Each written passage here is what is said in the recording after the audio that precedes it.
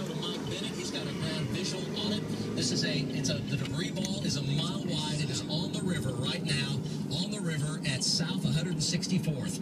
On the river, it's right, that is the I-44 bridge. I-44 bridge, Southwest 164th, mile wide debris ball, Wege, violent tornado. Go Mike Bennett. Okay, Mike, yeah, this thing just got the it's got a massive amount of debris rotating.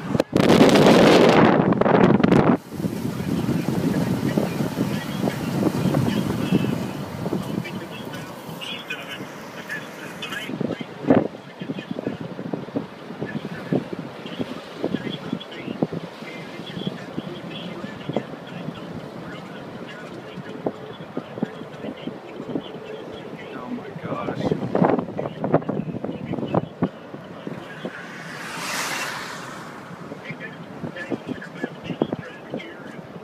Man, it's